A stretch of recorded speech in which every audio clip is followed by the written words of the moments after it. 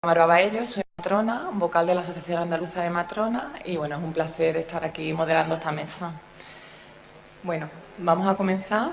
Van a exponer dos ponentes, son Sonia Rodríguez Muriel y Marta Reyes González. Ellas son antiguas alumnas del SALU y nos van a hablar de su trabajo fin de grado que se titula Influencia del plan de parto en la mujer embarazada. Bueno, en primer lugar vamos a empezar con una pequeña introducción, la cual hemos querido resumir en 3 preguntas que considerábamos las más esclarecedoras. La primera de ellas, ¿qué es un plan de parto? Un plan de parto o nacimiento es un documento que la mujer rellena en torno a la semana 28 de gestación, normalmente con la ayuda de la enfermera de atención primaria, que suele ser la que se encarga de dar toda la información necesaria para que la mujer realice una buena cumplimentación del plan de parto. Este tipo de documentos permite expresar sus preferencias en relación al momento del parto. Es importante señalar que aunque la mujer exprese sus preferencias en relación al momento del parto, el profesional sanitario puede realizar cambios cuando las circunstancias lo requieran, pensando siempre en el bienestar tanto de la madre como del bebé. Aunque existe un modelo base a nivel nacional, cada comunidad autónoma ha desarrollado el suyo propio. Nosotras quisimos plasmar en nuestro trabajo fin de grado el modelo plan de parto de la Junta de Andalucía. Algunos de los ítems que podemos encontrar dentro de este documento son la libre elección del rasurado púbico, acompañamiento, canalización de una vía venosa periférica, contacto piel con piel, lactancia materna, sondaje, entre muchísimos otros. Y por último, ¿para qué se hace? Como bien hemos mencionado anteriormente, se hace con la finalidad de que la mujer conozca, controle y elija en la medida de lo posible todos los detalles de su proceso de parto, consiguiendo así que cada parto sea único e individual en su totalidad. El principal objetivo que tiene este tipo de documentos es perseguir el bienestar tanto de la madre como del bebé en los aspectos físicos y emocionales.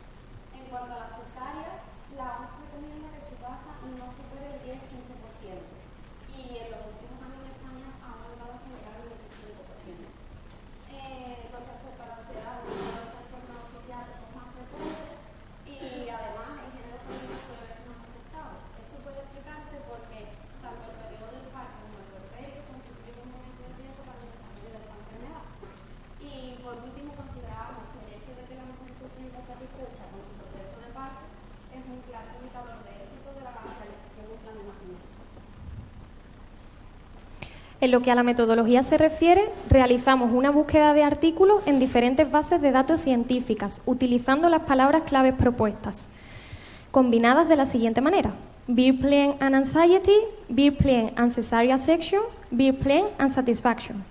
En las bases de datos españolas utilizamos los mismos términos y combinaciones, pero en castellano. Los criterios de inclusión utilizados en nuestro trabajo fueron artículos científicos, artículos en inglés y en español, ensayos en humanos y artículos publicados entre los años 2009 y 2019. Inicialmente aplicamos un filtro de 5 años, pero tras realizar una primera búsqueda nos dimos cuenta de que esto limitaba mucho nuestro número de artículos. Por lo tanto, decidimos ampliar el filtro hasta los 10 años, obteniendo los siguientes resultados que a continuación va a explicar mi compañera. Habiendo realizado una discusión detallada de todos los artículos seleccionados, nos gustaría destacar como principales fortalezas el carácter innovador de la temática, que los artículos seleccionados presentan características muy similares y que las conclusiones eran mayoritariamente homogéneas. En cuanto a las limitaciones, es muy importante señalar el bajo cumplimiento del plan de parto y la escasez en el número de artículos, lo cual nos dificultó mucho la selección de los mismos. Perdona, os quedan 2 minutos, ¿vale? 2 minutos. Finalmente se llegaron a las siguientes conclusiones. En cuanto a la tasa de cesárea, la complementación en el plan de parto se relaciona directamente con una notoria disminución de la tasa de cesárea. El nivel de ansiedad de las gestantes se ve claramente disminuido con el uso del plan de parto y existe una relación inversamente proporcional entre el control y la ansiedad, es decir, a mayor sensación de control experimentada por parte de la mujer, menor nivel de ansiedad.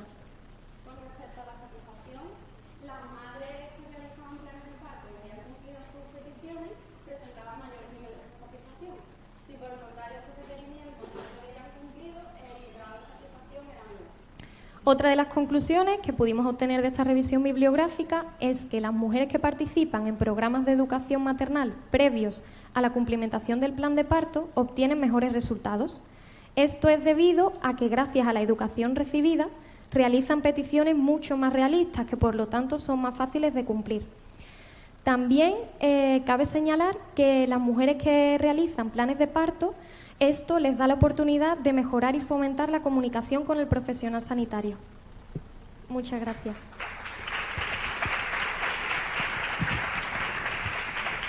A continuación va a hablar Lorena Corcuera Ortiz de Guzmán. Ella es coordinadora de matrona en el Hospital de Jerez, Puerta del Sur, matrona asistencial en el Hospital de Jerez y tiene un máster en suelo pélvico por la UNIA.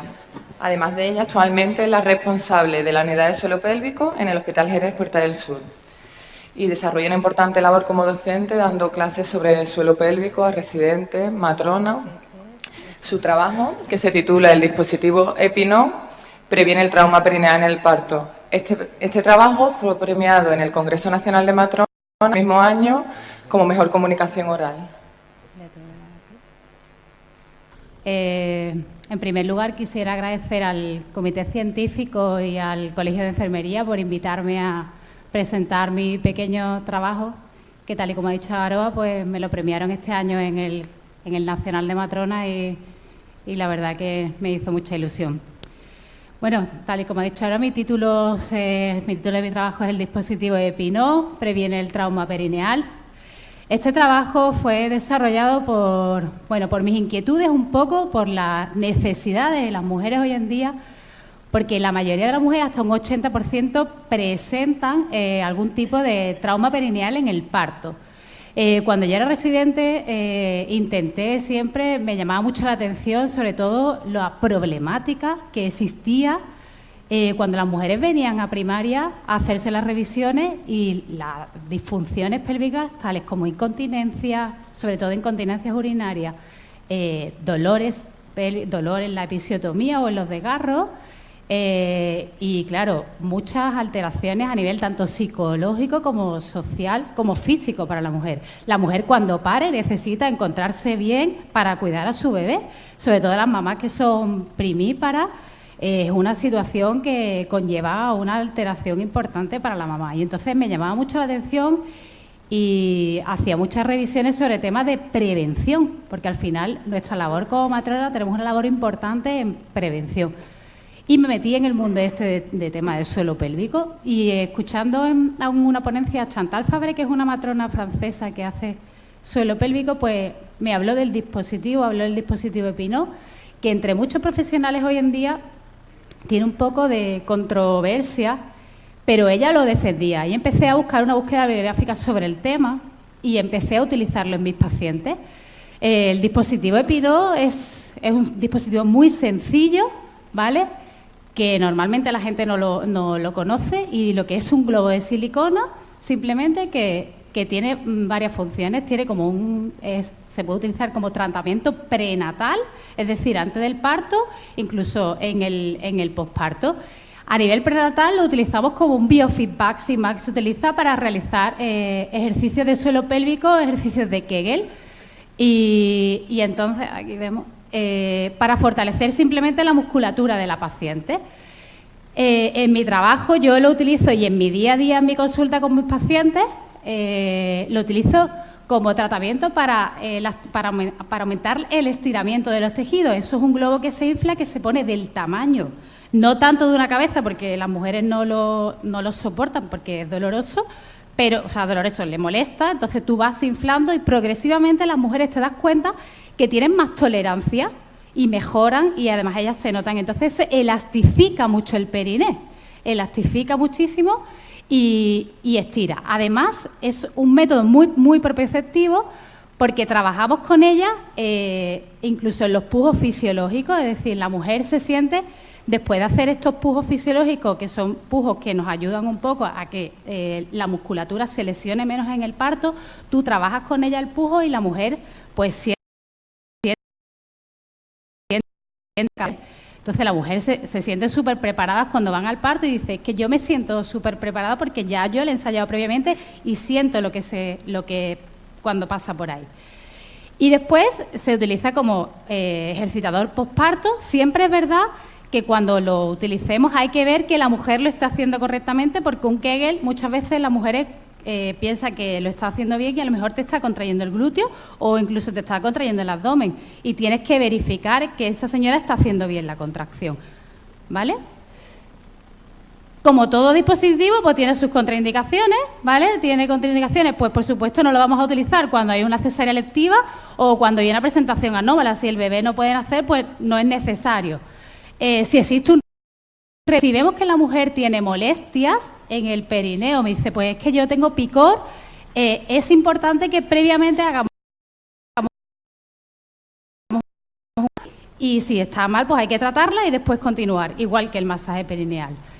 Está contraindicado si hay un área de la vagina que haya una herida y no haya cicatrizado, por supuesto no vamos a meter globo porque vamos a hacer más daño a la paciente, y si existe un sangrado vaginal activo.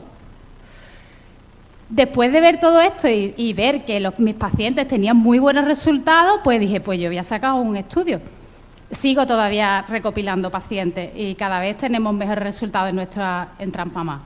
Entonces yo intenté sacar un objetivo que era determinar si existen diferencias significativas en disminución de desgarros perianales y episiotomías posparto en las pacientes mías que están tratadas con Epiné y un grupo control que no ha hecho entrenamiento con el Epinó.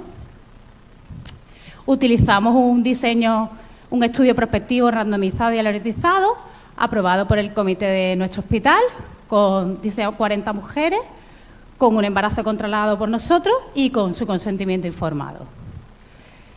Utilizamos 2 grupos de pacientes, 20 y 20 que las entrené yo con dispositivo Epinó y otras 20 que no habían trabajado con el dispositivo. Utilizamos varias variables, la edad de la mujer, la paridad, el tipo de desgarro, si tuvo el tipo de desgarro que tuvo, la episiotomía, el tipo de parto, si fue vaginal o cesárea, los pesos de los recién nacidos y si habían realizado masaje perineal previo. Ahí, como vemos, realizando con el dispositivo, como veis en las fotos, un entrenamiento normalmente dura entre 15 o 20 minutos, mínimo 3 días en semana, y se realiza a partir de 37 semanas. Y mucha gente me pregunta, ¿y por qué 37 semanas? Pues mira, porque lo pone ficha técnica. Cuando yo hablo con los profesionales que lo realizan a diario y cuando voy a los congresos, incluso con Chantal, lo hablé hace poco en un congreso de suelo pélvico, pues, y le decía, ¿pero por qué no lo utilizas antes? Digo, pues porque en ficha técnica no se puede. O sea, yo sé, estoy súper segura de que si se utiliza previamente antes y ganamos más tiempo, no habría ningún problema en la paciente. Pero es verdad que en ficha viene 37. Si a la mujer le pasa algo, pues puede acusar de que puede ser por el dispositivo. Entonces, yo lo hago Lorena, a partir de semana 2 minutos. Perfecto. ¿Cuáles fueron nuestros resultados? Pues nuestros resultados fueron que tuvo una edad media de las pacientes fueron de 33 años, el peso medio de los recién nacidos fueron 3,4 kilos. Aquí vemos los estudios, los resultados estadísticos. Vemos como las pacientes que fueron tratadas con Epinó tuvieron casi un 60%, un 58% de nuestros pacientes terminaron con periné íntegro y casi un 30 o un 29% con un desgarro tipo 1, que eso es prácticamente nada, ¿vale? Muy poca tasa de episiotomía, tuvimos un 5 y un 5% de tipo 2. En las pacientes que no fueron tratadas con Epinó, ¿vale? Vemos un incremento importante de episiotomías en las mujeres, casi un 49%, ¿vale? Y un 28% de desgarros de tipo 2. ¿vale? Perineo íntegro hubo un 18% y tipo 1 otro 18%. Si vemos la comparativa, vemos cómo en nuestro estudio los perineos íntegros en azul, lo vemos aquí, en azul los perineos íntegros que hubo con las pacientes tratadas con Epinol y el número de episiotomías, ¿vale?, de las pacientes que no se trataron con dispositivos. Es un incremento importante. Es verdad que cuando sacamos las conclusiones y hablo con los estadísticos, me dicen que hay que recuperar más número de pacientes. Estamos en ello. Yo quiero el año que viene sacar porque creo que es un dispositivo seguro, un dispositivo que se puede hacer y se puede hacer con las mujeres, ¿vale? Y que en nuestro estudio sacamos en conclusión que existieron un mayor número de pacientes con perineo íntegro, con una disminución de episiotomía, ¿vale?, en estas pacientes, y que los estudios nos verifican que nos puede evitar hacer episiotomías innecesarias en las mujeres y aumentar la probabilidad de tener perineos intactos. Entonces, yo sigo estudiando, creo que este dispositivo es un dispositivo que las mujeres y las pacientes los tienen que conocer y que se debe dar a conocer porque es verdad que es muy seguro y va muy bien. Entonces, os agradezco que si las mujeres que conozcáis que están embarazadas, que se informen, ¿vale?, y que vengan a que se puedan utilizar para prevenir y que tengan mejores partos. Muchas gracias. A continuación, Manuel Cano Leal, que él es enfermero militar, recientemente jubilado, secretario del Colegio de Enfermería y miembro del Grupo de Investigación de Historia de la Enfermería Gaditana en el Colegio de Enfermería. Nos va a hablar su trabajo científico que se titula Julio Cavilla, personaje de la historia de la enfermería gaditana. Hola, buenos días. Antes que nada decir que en los 3 o 4 años que llevamos trabajando el grupo en la historia de la enfermería gaditana hemos descubierto numerosos personajes, todos ellos interesantísimos y muy curiosos. Y la verdad que para meterse en este mundo tienes que quererlo de verdad, ¿no? Porque además te tienes que identificar con ellos. Al final acabas casi identificado con cada uno de ellos. Personajes que eran hombres y mujeres, provenían de las profesiones de practicantes, matronas y enfermeras, que la unión de ellas, como todos sabemos, conformaron lo que es la enfermería de hoy, ¿no? Pero esa gente, esos profesionales vivieron unas situaciones muy complicadas y muy difíciles. Y hoy lo vemos todo, nos parece a la gente joven igual, le parece difícil la cosa, sin embargo, difícil era cuando estos personajes vivían, ¿no? Bueno, pues Julio Cavilla es uno de estos personajes que hemos descubierto. Y ya nació en una época complicadísima, porque nació a finales del siglo XIX, que fue cuando ya el problema del desastre de las colonias españolas, de las colonias americanas. Y en España en general sufrió un trauma grande, económico sobre todo, pero Cádiz muchísimo más, porque Cádiz tenía mucho comercio con esas colonias y sufrió bastante eso. Julio Cavilla, aparte, nació en una familia muy humilde. Su padre era trabajador de astillero y su madre trabajaba en las casas, asistía en trabajo del hogar. Y, como vemos, era un hombre muy despierto, muy espabilado, muy vivo. Desde el principio sabía que te tenía que mover muy rápido porque si no lo iba a pasar mal. Y rápidamente pues decidió estudiar practicante, que para estudiar practicante tenía que aprobar lo que es el examen de la escuela normal, de la enseñanza primaria, tenía que tener 16 años. Y luego, eso que veis ahí, pues es la carpeta del archivo de la UCA. La verdad que cuando uno toca esos impresos, esos papeles y ve las firmas, ve eso, pues te tienes que meter en el papel de ellos, ¿no? Casi lo vives, ¿no? Ya Julio ya acaba siendo un compañero tuyo. Es la mejor forma de entenderlo. Bueno, aquí tiene que, pidiendo la instancia para examinarse el primer curso de practicante, eran 2 cursos, la carrera era 2 cursos, pero en ocasiones especiales, por situaciones extraordinarias, podía hacerlo en un mismo curso. Él, en junio, se examinó del primer curso. Aquí tenemos los certificados de práctica que tenían que tener del Hospital de Mora y de vacunación. Y este de junio. Y ya rápidamente pidió instancia para examinarse del segundo curso, en el mismo año.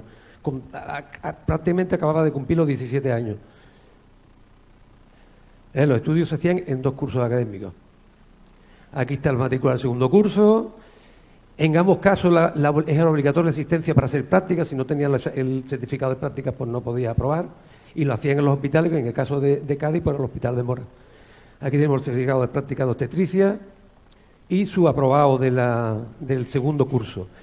Una vez que se hacía el segundo curso, tenía que solicitar el examen de reválida. Esta es la solicitud del examen de reválida.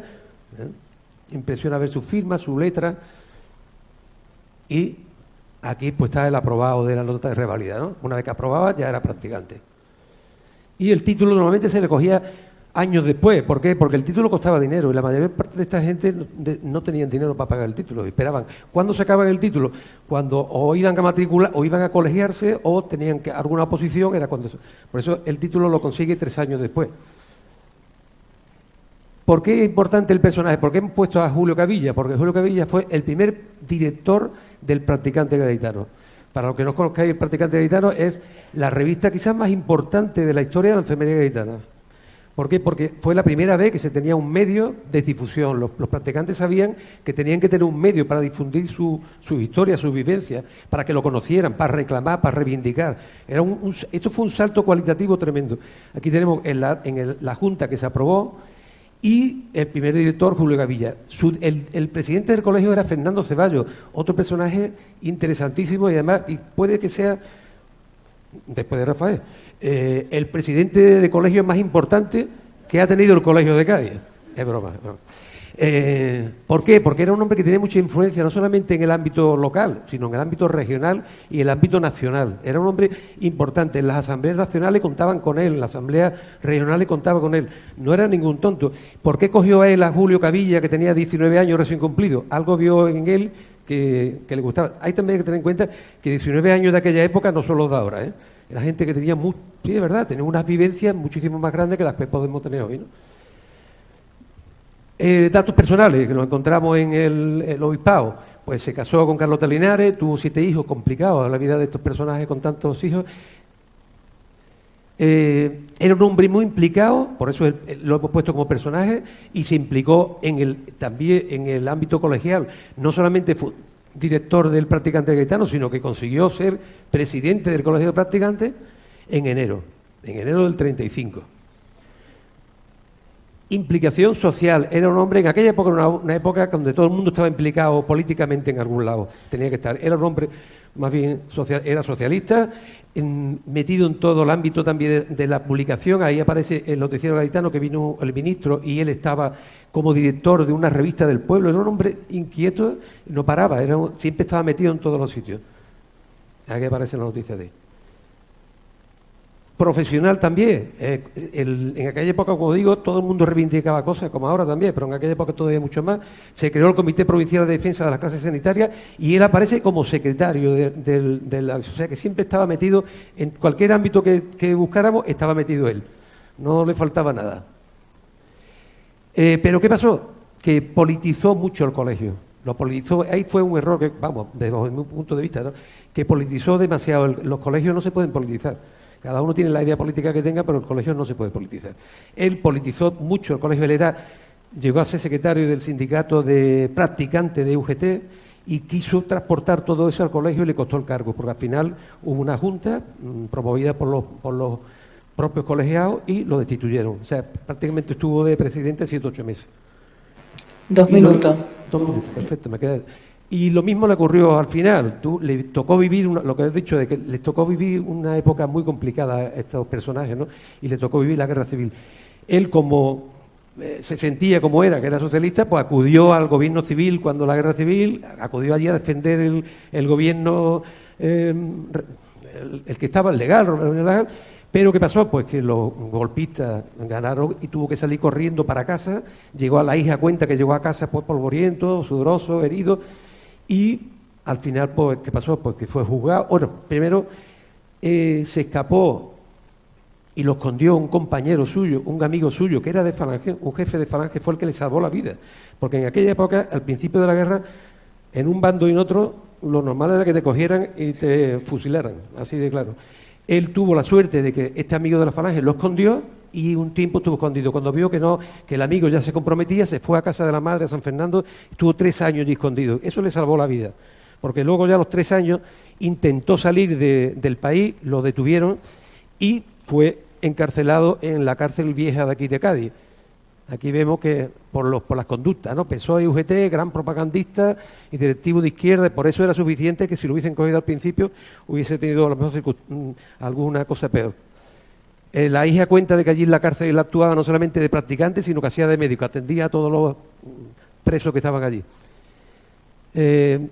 Fue condenado a 12 años, pero luego cumplió solo 3, pero a cambio lo desterraron de Cádiz y tuvo que irse a Madrid. A Madrid con 6 hijos y con su madre, y con una mano delante y otra detrás. Pero como hemos dicho que Julio era un hombre súper espabilado, súper listo, rápidamente cuando estuvo allí se metió en una empresa química y llegó a ser un alto directivo de la empresa. No sé si llegó a trabajar de enfermero, pero sí que acabó como un alto directivo. En abril del 55 sale en la revista del boletín de lo que hoy es el Consejo General de Enfermería, sale esta noticia, In Memoriam a Julio Cavilla, escrito por Alipio García, que es un practicante que yo también he googleado un poco, y tiene una calle en su pueblo, en Hoyos de Manzanares, en Hoyos de Pinares, y hicieron mucha amistad. Es que tenía un don de gente grande el amigo Julio. Y a mí me encanta esa frase que ya con eso finalizo para que ahora no me... Escribe In Memoriam Julio Cavilla ha muerto un gran luchador, dinámico, inteligente, era lo que era él. Una persona dinámica, inteligente, honrada, gaditano de nacimiento y tal. Pero lo que me encanta es su última frase, que va un poco dirigido a la gente joven de aquí, ¿no?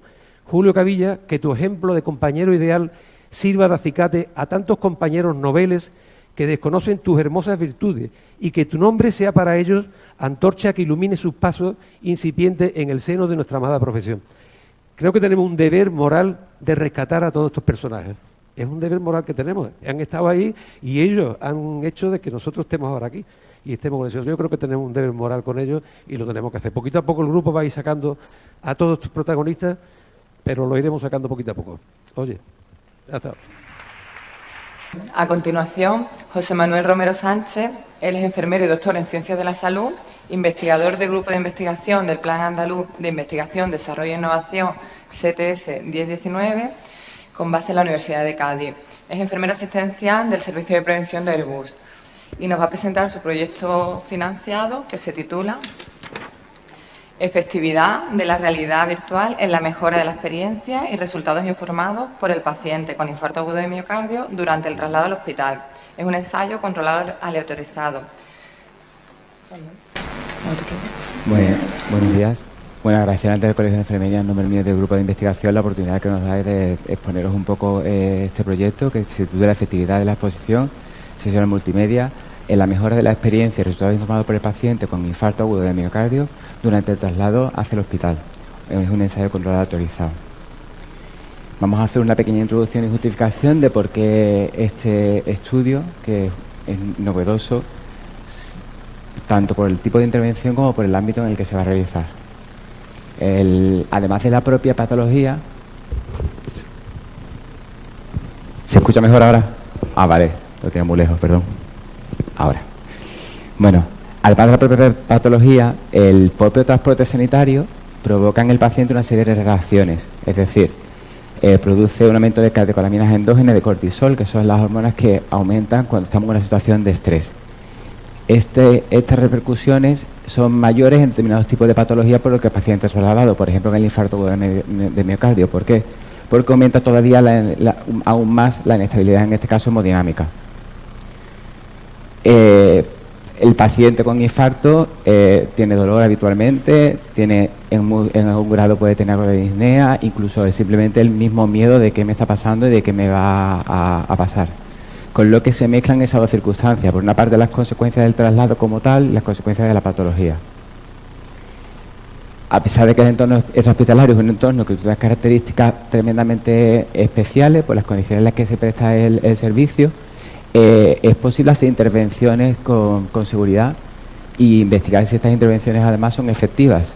Diversos estudios, por ejemplo, sobre todo en Centro Europa, han probado con temas como musicoterapia, poner música en la ambulancia al paciente en la disminución en este caso, de repercusiones fisiológicas y psicológicas y además emocionales en el traslado.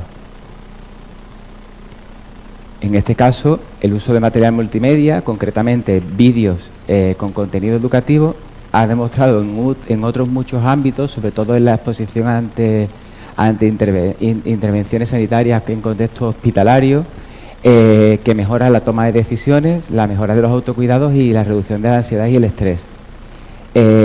Dado que ofrecen una información sensorial anticipatoria, es decir, le estamos diciendo al paciente qué es lo que va a vivir, qué consecuencias tiene, y eso le permite al paciente saber a lo que va, ¿no?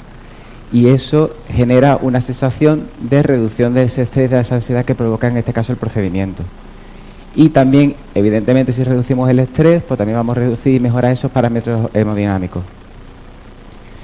Pero bueno, no solo hay que ver lo fisiológico, somos enfermeros y también es importante que veamos que la experiencia que tiene el paciente de traslado va a condicionar cuál es su recuerdo del proceso, del inicio de esa enfermedad, y va a condicionar posteriormente los cuidados, por lo que llaman los ingresos la experiencia informada por el paciente, un indicador que nos permite medir la calidad subjetiva, en este caso de la asistencia que nosotros le prestamos, que valora aspectos como la dignidad en el trato, como la confidencialidad, la adecuación de la información que le damos a los pacientes, la confianza en el personal, la profesionalidad de los mismos, etcétera. Por eso pensamos que era necesario incluirla en este proyecto. ¿Qué objetivo nos planteamos? Pues nos planteamos evaluar comparativamente la eficacia de exponer a los pacientes que son trasladados en una ambulancia hacia un hospital por un infarto agudo de miocardio para cateterismo, evaluar si el exponerlos a un vídeo educativo multimedia durante ese traslado, un vídeo corto, que ahora os explicaré cómo hemos desarrollado, mejora distintas series de parámetros, mejora la experiencia del paciente y algunos de estos tipos de resultados informados por los mismos. Como objetivo secundario nos planteamos, pues tenemos que desarrollar por consenso de expertos y validar, en este caso, este material multimedia educativo, este vídeo que se le pone a los pacientes, evaluar comparativamente el impacto de darle esta información multimedia durante el traslado respecto a la práctica clínica habitual, que sería pues no ponerle nada, informarle simplemente como se hace un traslado por 0,61 habitual en distintos parámetros fisiológicos, y también en lo que hablamos de esta experiencia informada por el paciente. Y también ver si esa efectividad estaba condicionada por otros parámetros, como podía ser el tiempo de llegada, el tiempo de llegada de la ambulancia, la información que se le daba, el tipo de profesional, etcétera.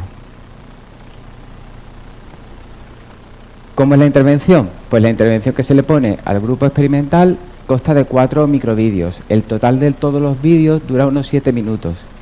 Y los vídeos recogen aspectos relevantes del proceso que sufre un paciente desde que sufre un infarto de miocardio hasta que se le hace el cateterismo en el hospital, tratando especialmente aquellos aspectos en que los profesionales que intervienen en el proceso y los propios pacientes que lo han sufrido anteriormente nos han comentado y nos han dicho que a ellos les gustaría haber recibido esa información y que esa información sobre todo les tranquilizaría. Por ejemplo, el saber que hay un equipo coordinado esperándolo, especializado que trata esos temas, el saber, pues, por ejemplo, que hay un proceso establecido y que el pronóstico en la mayor parte es bueno, entender sus propios síntomas, por qué me está doliendo, qué es lo que me está pasando, todo este tipo de aspectos son los que tocan los vídeos. Estos vídeos son seleccionables, es decir, no a todos los pacientes se le pone todo el vídeo, sino que el profesional y el paciente puede elegir en todo momento qué aspectos quiere ver, porque quizá a lo mismo el profesional puede detectar que un determinado vídeo, entender los síntomas, no es conveniente en ese tipo de pacientes. Bueno, pues ese vídeo no se selecciona y se les pone a los tres siguientes. ¿Cómo se han desarrollado? Pues lo primero que queríamos nosotros es, ya adelantado, un ensayo clínico. Las tendencias ahora mismo como debe de ser, es que los pacientes se impliquen en qué intervenciones quieren que los profesionales se le hagan, qué es lo que ellos necesitan, y ya el aspecto solo del profesional decide cómo se va a intervenir. Ha pasado afortunadamente a la historia, con lo que nosotros lo primero que hicimos fue implicar a los pacientes, a 2 focales de pacientes, que eran personas que cumplían los criterios de inclusión, habían sido trasladados a un hospital con motivo de un infarto agudo de miocardio, y les preguntamos qué tipo de información. Primero les preguntamos, ¿os parece esto bien? ¿Pensáis que es una buena idea? ¿Os gustaría haber recibido información? ¿Estabais en condiciones de recibirla? Y con esa información empezamos a trabajar con ellos qué aspectos eran necesarios, pensaban ellos que les hubiera gustado recibir o ver en su traslado. Por supuesto, hicimos también focales con los profesionales, en este caso de hemodinámica, y con los profesionales de emergencia extrahospitalaria de 061, para que también nos contaran qué aspectos pensaban ellos que deberían de recoger los vídeos y que fueran interesantes para el paciente. En base a eso se creó un storyboard, es decir, que lo vamos a ver que es el siguiente, os lo paso para que lo veáis, que sería un boceto de lo que es el vídeo. Este storyboard se está pasando ahora mismo a un grupo mucho más amplio de pacientes y de profesionales para que lo validen, es decir, para que no solo el grupo de focales opine, sino que un grupo de pacientes y de profesionales de toda España nos digan si realmente el contenido es adecuado, y posteriormente por una empresa de diseño de animación por ordenador se desarrollará el vídeo.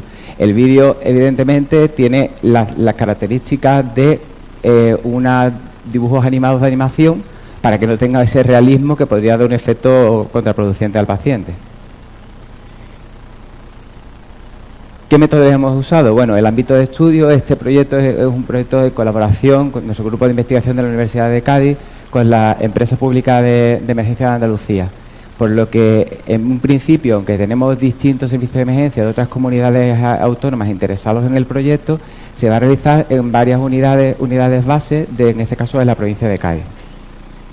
Es un ensayo clínico autorizado, multicéntrico, que es una empresa, se va a hacer en distintas bases, enmascarado para la evaluación, es decir, que el estadístico no va a saber quién ha estado en el grupo control y en el experimental, los demás lo tienen que saber porque el paciente tiene que saber si le están interviniendo, y los profesionales evidentemente le tienen que poner, en este caso, la tablet con el vídeo, con lo que es imposible enmascararlo. Controlado con práctica habitual, compararemos a los que se le pone el vídeo con pacientes trasladados en condiciones habituales y en dos grupos paralelos de intervención. ¿Qué tipo de pacientes vamos a meter? Pues pacientes, evidentemente, mayores de 18 años, atendidos, en este caso, por una unidad terrestre, diagnosticados de infarto agudo del miocardio con elevación del ST, en la clasificación 1 del KILIP. Eso significa vamos a atender solo los infartos muy leves, los que tienen una mortalidad muy baja, ¿no? Es decir, que el paciente puede interactuar contigo, es una situación ciertamente urgente porque te tenga que hacerse un cateterismo, pero no es una urgencia vital, y en la que el paciente se le informa, se le sienta, se le informa con tranquilidad y luego se le traslada, con lo que nosotros vamos a utilizar siempre este tipo de paciente de infarto leve. Trasladado a un hospital siendo candidato a cateterismo, que den evidentemente su conformidad a participar y que estén conscientes, orientados evidentemente en un infarto leve lo están. ¿Qué paciente? Bueno. Ahora, perdón. ¿Qué pacientes no van a entrar? Pues aquellos que tengan evidentemente un déficit visual de ceguera que no puedan ver en el vídeo, o problemas de hipoacusia, que no puedan escucharlo, algunos que tengan algún tipo de trastorno cognitivo, y aquellos evidentemente que por su estado de, por ejemplo, nerviosismo, hayan sido sometidos a sedación. ¿Qué paciente, aunque empiece la intervención, saldrá? Pues aquellos que digan, mira, a mí esto no me gusta, yo quiero que me quites el vídeo. Se le quita su vídeo. Cualquier cambio de clasificación en la gravedad, es decir, que el paciente tenga algún tipo de efecto adverso, de complicación, o que el infarto cambie a una gravedad mayor. Cualquier desviación del protocolo, por ejemplo, en este caso se apaga el dispositivo por un error, o bien no recibe la intervención completa. La intervención son 7 minutos porque hemos tenido en cuenta el tiempo medio de traslado al hospital, pero puede ser caso que viva a 3 minutos del hospital y en este caso no puede ver el vídeo completo. Vamos a reconocer de variables sociodemográficas, de caracterización, es decir, clínicas, cuánto tiempo lleva con los síntomas, qué tipo de síntomas tiene, o relativa a la asistencia sanitaria, cuánto tiempo ha tardado la ambulancia en llegar, y de seguridad, es decir, si se produce algún tipo de evento de seguridad como cualquier ensayo clínico. Estas nos servirán para ver si influyen en la efectividad. ¿Y en qué vamos a medir esa efectividad? Pues vamos a medir como secundario variables psicológicas. Sí, fisiológicas, perdón. Todos los estudios hacen hincapié en lo fisiológico. Nosotros, en lo contrario, vamos a hacer en la experiencia del paciente, como buenos enfermeros que somos, queremos darle ese toque holístico. Ansiedad, dolor, confort y experiencia del traslado, es decir, cómo fue ese traslado. Para terminar, vamos a hacer un breve resumen de cómo sería el proyecto. Primero, vamos a tener pacientes que cumplen los criterios de inclusión y que vayan a ser atendidos. Los profesionales que participan en el proyecto les ofrecerán la posibilidad de participar en el estudio. una vez que evidentemente comprueben que cumplen los criterios de inclusión y no los de exclusión. Tras firmar el consentimiento informado o dar consentimiento por testigo, vamos a proceder, el enfermero tiene una tablet que aleatoriza y le dice si el paciente va al grupo experimental o al grupo control. En este caso, en base a lo que diga la tablet, se asignará al grupo control, se hará práctica habitual o al grupo experimental, al que expondremos, además de la práctica habitual y de todo, no varía para nada el protocolo de asistencia, le ofreceremos la posibilidad de ver, en este caso, el vídeo educativo. Durante todo el trayecto haremos la intervención y, en este caso, el enfermero registrará en la propia tablet las variables de respuesta principal. En este caso sería la ansiedad, el estado de ansiedad previo y posterior al vídeo, el dolor previo y posterior al vídeo y la comodidad, el confort, cómo se siente de bien, en este caso en el traslado. Y también, aprovechando que ya están monitorizados, vamos a medir variables de respuesta secundaria, que en este caso sería la respuesta fisiológica de frecuencia cardíaca, frecuencia respiratoria, etcétera. Una vez que lleguen al hospital, se harán su cateterismo y posteriormente al alta y cuando hayan llegado a domicilio, los llamaremos por teléfono para ver cómo fue su experiencia de traslado. Y para leer en ese caso la variable principal que comentaba antes, que nos parece súper importante de tener en cuenta la perspectiva del paciente de cómo se ha sentido en el traslado y si en este caso el vídeo le ha dado la suficiente tranquilidad y la suficiente disminución de ansiedad como para que el traslado no se viva de forma tan traumática. Como conclusiones, bueno, este proyecto pretende, como he comentado varias veces, abordar reacciones no fisiológicas del transporte sanitario, abogando por el holismo que define a nuestra disciplina. Entre ellas destaca la experiencia de cuidado del paciente como un importante resultado de salud, en este caso informado por él mismo, que además indirectamente refleja la calidad de nuestros cuidados. La intervención con material educativo multimedia, si bien se ha aplicado en distintos campos clínicos, ¿vale?, sobre todo hospitalarios, no se había hecho nunca anteriormente, que sepamos, o por lo menos publicado ni nada, en asistencia urgente hospitalaria. Y por último, el material multimedia educativo que hemos desarrollado se ha desarrollado teniendo en cuenta las necesidades del paciente y empoderándolos para que nos digan realmente qué es lo que necesitan pacientes que han vivido una situación similar a las que van a vivir las personas que van a participar en nuestro ensayo clínico, implicándolos junto a los profesionales en el mismo. Y muchísimas gracias. Bueno, ante todo agradecer a los ponentes. Creo que ha sido una mesa de mucho rigor científico, que hemos tenido trabajos fin de grado, trabajos premiados, un repaso por la historia y un proyecto financiado. Si queréis aprovechar ahora para hacer alguna pregunta, es el momento. Hola.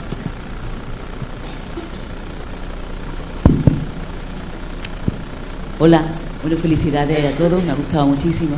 Y como no quiero alargar la mesa porque no puedo, solamente hay una cosa que, bueno, me ha gustado mucho todos los trabajos. Lo que pasa es que, como José Manuel ha presentado un proyecto financiado, me gustaría, se lo he dicho aquí también a Olga, que forma parte, que nos dijera cuánto dinero han dado. ¿Por qué lo digo? Porque es importante que empecemos a pensar que hay que financiar, que hay que pedir dinero para los proyectos y que se consigue, y que los proyectos enfermeros consiguen dinero. Entonces me gustaría saber cuánto dinero.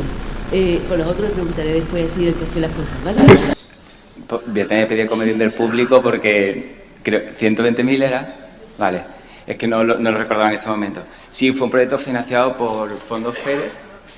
Fondos FEDER se presentó en una convocatoria hace 2 años, 3 años, y bueno, tuvimos la suerte que entre otros, bueno, el proyecto que va a presentar ahora también la siguiente mesa, también un proyecto de enfermeros que también consiguió el grupo financiarlo, y la cuantía prácticamente iba destinada a un técnico de investigación, que en este caso también es enfermero, que está en nuestro grupo de investigación, bueno, aprendiendo y ayudándonos a desarrollar este proyecto.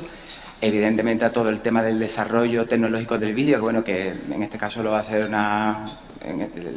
la misma Universidad de Cádiz, el Departamento de Informática, pues tenemos un contacto que tenemos la posibilidad de que se quede aquí, porque lo hace muy bien. Y también para los dispositivos de las tablets que tienen para la recogida de datos, etcétera, etcétera. Bueno, y también evidentemente para las traducciones, para la difusión de los resultados, congresos y sobre todo traducciones para difundir en las revistas de impacto, que bueno, que es a donde tenemos que ir.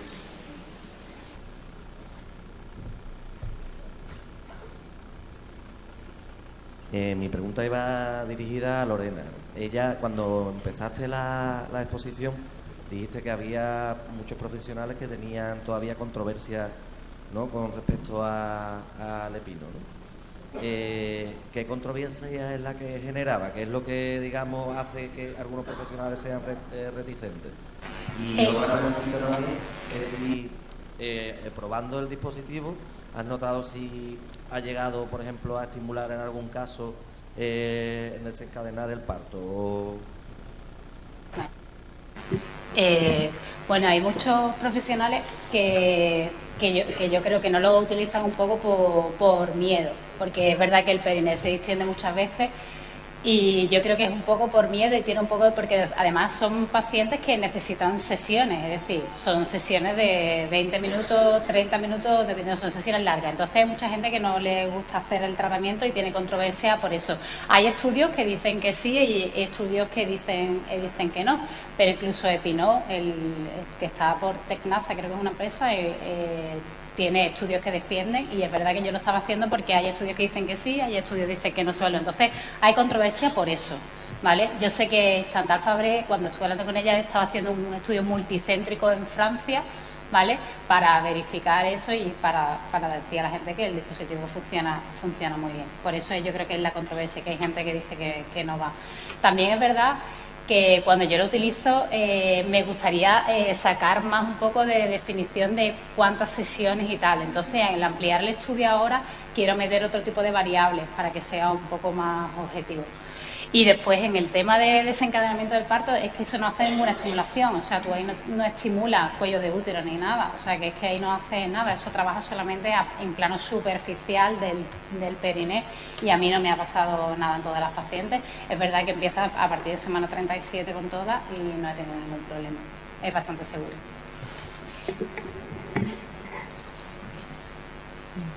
¿Hay alguna pregunta más? Bueno, pues continuamos con la siguiente mesa, ¿vale? Muchas gracias.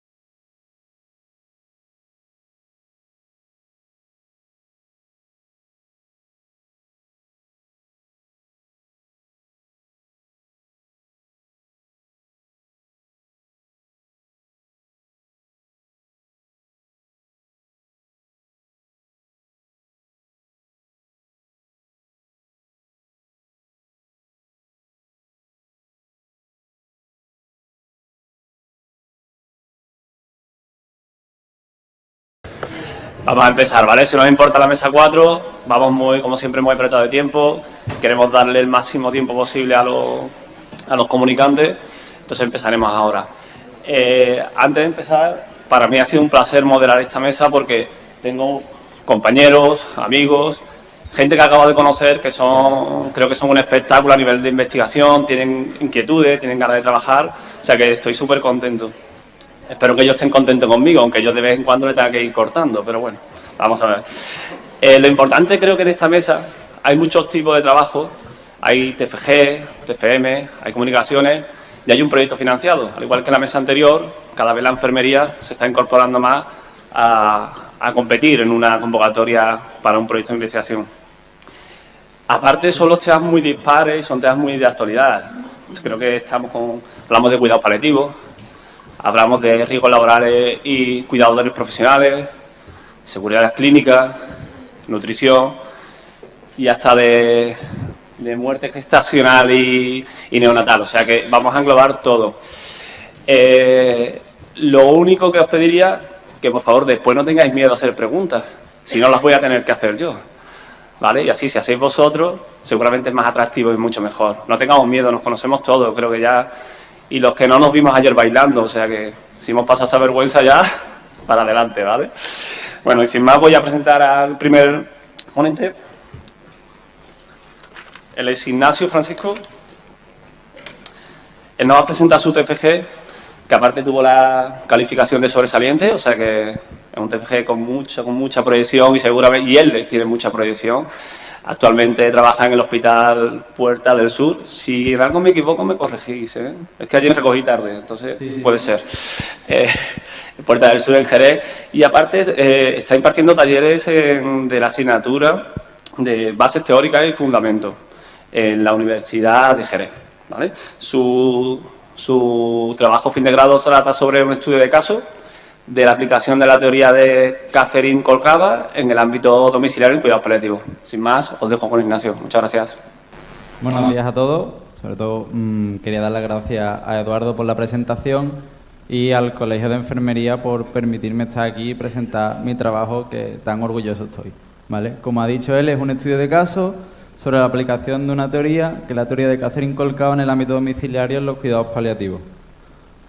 A día de hoy resulta muy fácil observar cómo un alto porcentaje de los usuarios que acuden a nuestros diferentes centros sanitarios presentan situaciones o patologías que resultan incurables o que tienen escasa probabilidad de curación, ¿vale? Esto ha producido que exista un aumento en la demanda de aquellos servicios encaminados a proporcionar alivio, confort, bienestar, y no solo a los pacientes, sino también a sus allegados durante todo el proceso de la enfermedad.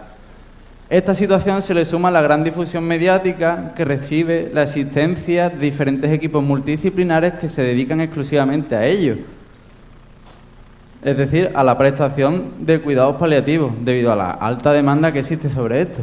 Estas dos situaciones, es decir, la gran difusión mediática y el aumento de la demanda de este tipo de cuidados, ha hecho que teorías que resultaban prácticamente desconocidas, como la teoría de Catherine Colcava, que es la teoría del rango medio del confort, haya provocado un creciente interés, y por esto existe una mayor necesidad de investigación para la mejora de los cuidados paliativos, por todas estas situaciones que hemos mencionado anteriormente.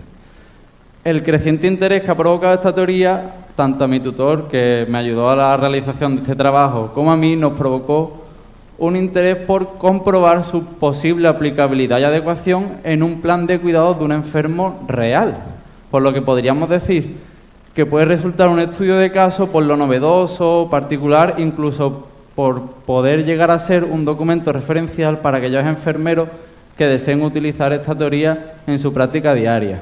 El objetivo general de este cuidado consistió en elaborar un plan de cuidado de un enfermo real utilizando una teoría enfermera diferente a la habitualmente utilizada en el resto de la profesión o del proceso formativo, ¿vale? Y con el fin de llegar a este objetivo, desarrollamos una metodología en diferentes fases secuenciales y ordenadas, que en este caso hicimos 12 fases, de las que nos gustaría destacar estas 3.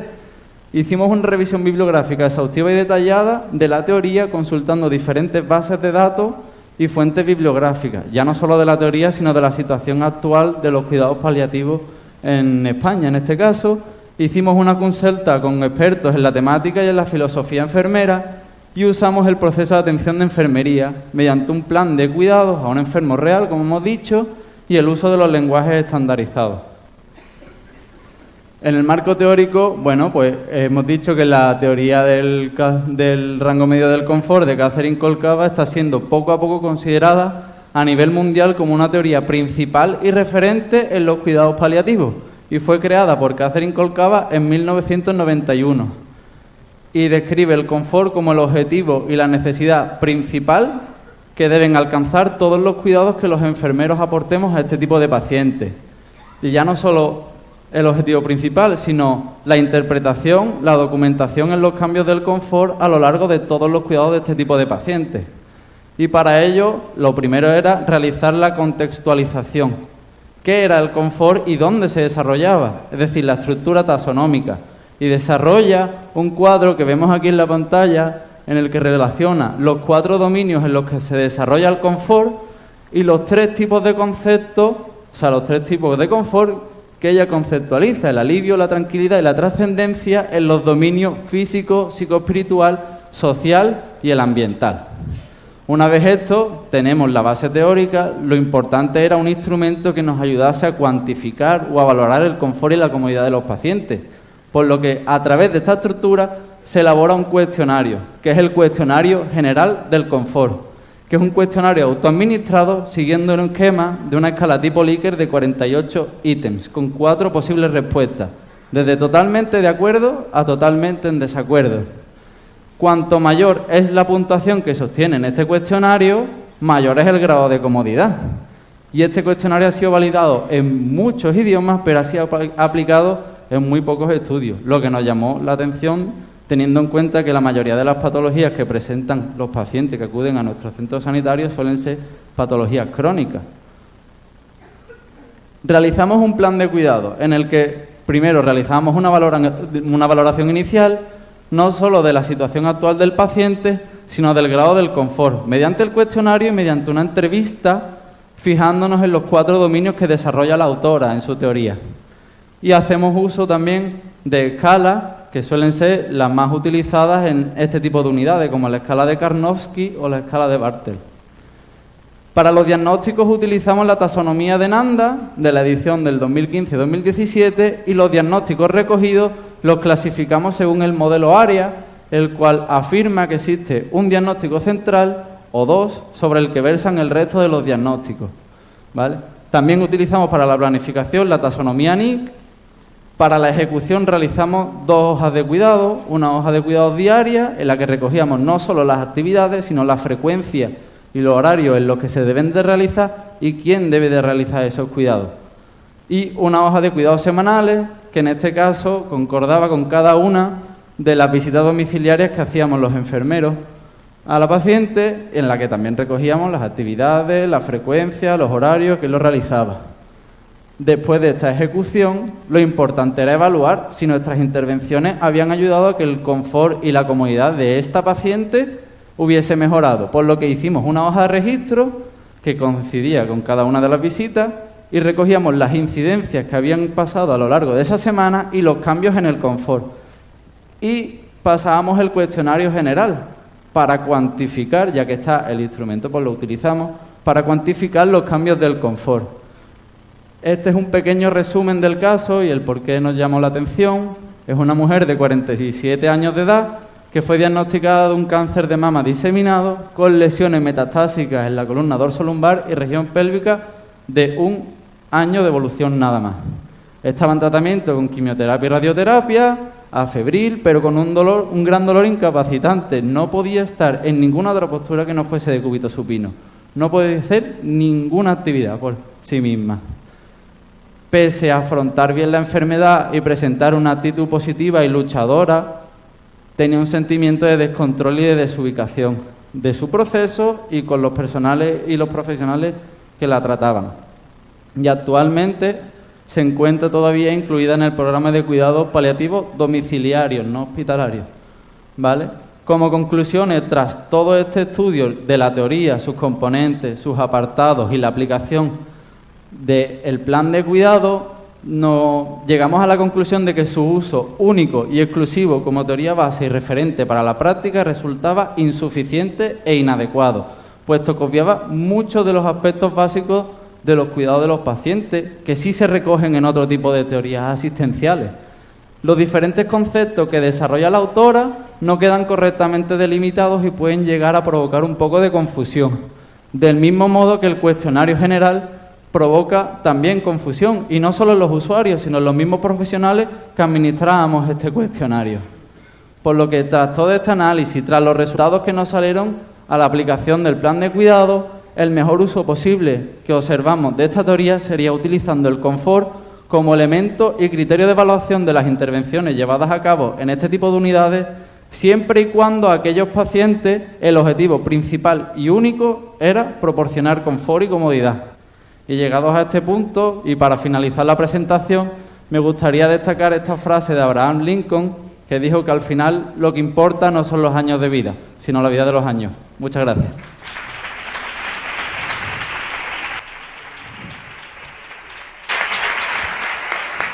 Bueno, antes de todo, le voy a dar las gracias a Ignacio porque, vamos, ha echado 8 minutos y 8 minutos, ¿eh? Y creo que se nos ha quedado claro el concepto y lo que queremos. Después, de todas formas, tendremos preguntas. A continuación, os presento al segundo ponente de esta mesa, que es Juan Antonio Sánchez Guerrero, es compañero, amigo, por lo que os decía, el poder estar aquí. Él es subdirector de enfermería del Hospital Punta Europa de Algeciras, pero desde hace muchos años está concienciado en la seguridad del paciente, la importancia de la seguridad clínica y la seguridad del paciente.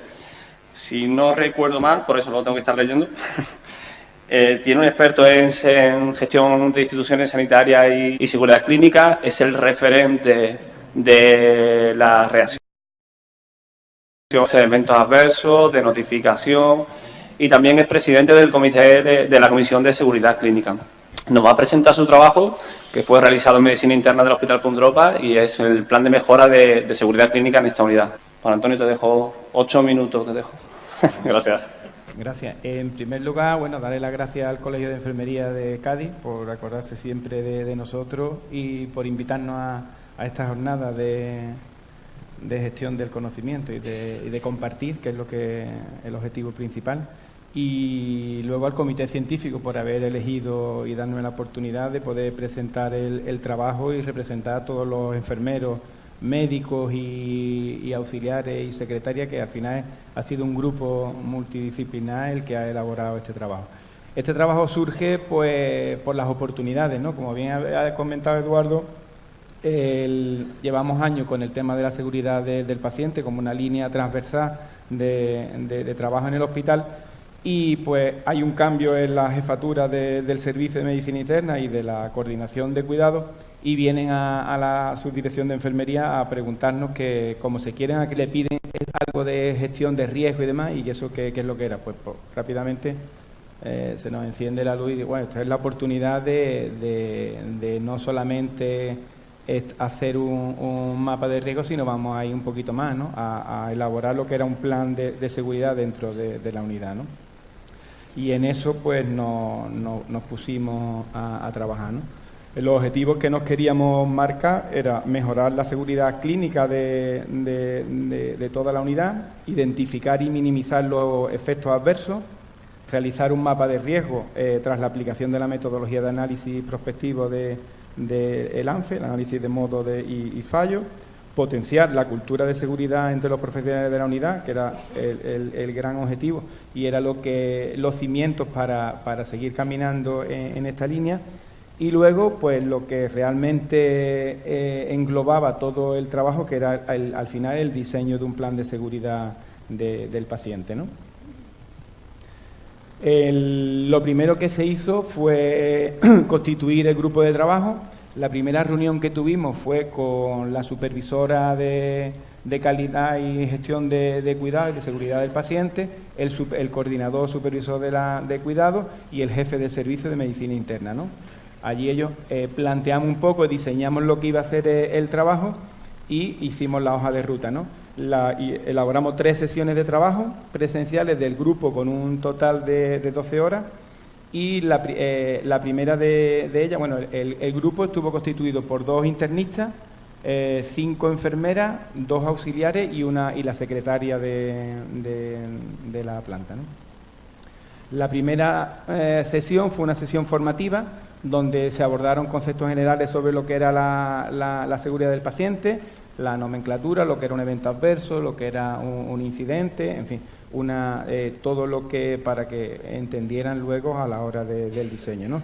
Y lo que era la metodología ANFE, ¿no? El diseño y cómo se iba a llevar a cabo el análisis prospectivo, ¿no? En la segunda sesión, pues bueno, ahí ya se hizo ya con todo el grupo, después de esa sesión formativa, se hizo una tormenta de ideas donde se identificaron los fallos. Libremente se les dio una parrilla, no que ahora la pondremos, y ellos pues fueron apuntando todos los fallos que ellos creían que podían ocurrir, o bien porque le había pasado a ellos directamente, o porque algún comentario de algún compañero que le ha dicho, oye, ha pasado esto en el ingreso, o un error en la medicación, en fin, la batería, ahí no se cuestionaba nada, apuntaban todos los fallos que iban surgiendo, ¿no? Y luego, una vez que ya se habían identificado todos los fallos, se ponían en la otra columna las causas que habían provocado el fallo y los eventos adversos que suponían, ¿no? Primero se hizo el diseño del mapa de procesos de la unidad y luego, dentro del mapa de procesos, se fue colocando, una vez enumerados todos los fallos, se fueron enumerando en el mapa para que fuera tuviera una visión gráfica de realmente cuando el paciente ingresa o está en el tratamiento, en la fase de diagnóstico o en el alta, que se visualizara cuál era el riesgo de cometer ese fallo, ¿no?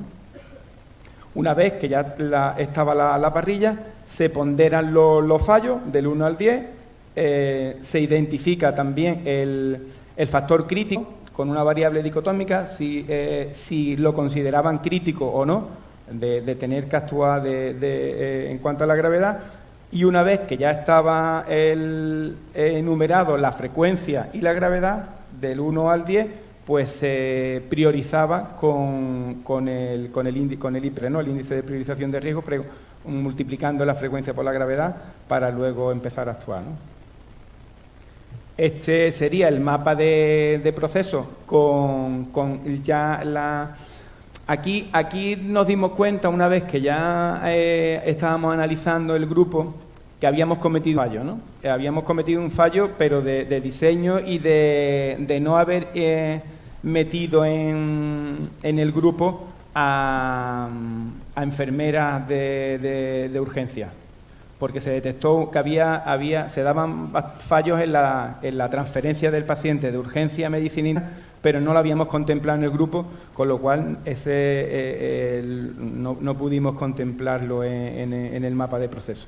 Empezamos desde consulta tampoco se elaboraron y empezamos desde el ingreso en planta, ¿no? Y ahí ya pues se enumeraron todos los fallos, ¿no?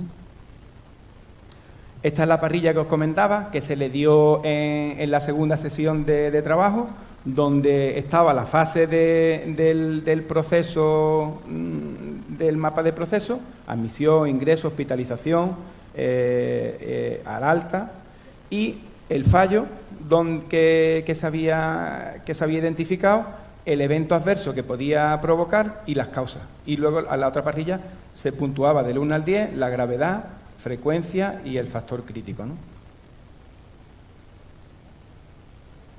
Los resultados pues se detectaron 22 modos de fallo producidos por 110 causas, quedando un total de 24 eventos adversos detectados en el área de hospitalización, ¿no? La distribución de estos eventos adversos, como podéis comprobar en el gráfico, pues el 45% de esos eventos adversos fueron relacionados con cuidado. Luego el 20% se dio en el tratamiento, se identificaron en el tratamiento médico, el 11% en lo que fue cuando el paciente ya está hospitalizado y un 13% en el diagnóstico, siendo un 11% en la EMIN del alta, ¿no? Hicimos los eventos adversos, como estaban también para poder luego elaborar el plan de acción, pues lo dividimos en estas líneas de acción, ¿no? La línea relacionada con el tratamiento, la línea terapéutica, acciones relacionadas con la asistencia sanitaria, con los recursos, con la nutrición, con caída, con úlceras por presión, con diagnóstico, con la transferencia de la información, con la personalización, con la intimidad, la no identificación de alergia y la ausencia de identificación del paciente, ¿no?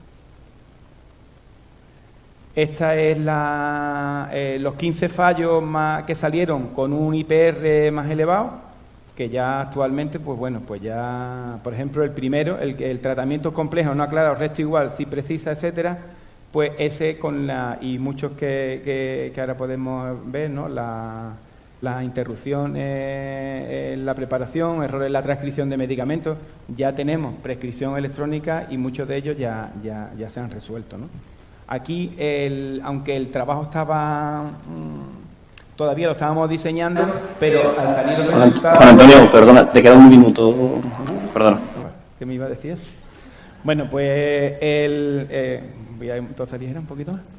Este es el plan de acción, donde aparecía ya el evento adverso, el fallo, las causas y las acciones preventivas que surgieron al preguntarle al grupo qué es lo que ellos harían para prevenir o saltar el fallo ese, ¿no? Y se elaboró el mapa, que ahora ya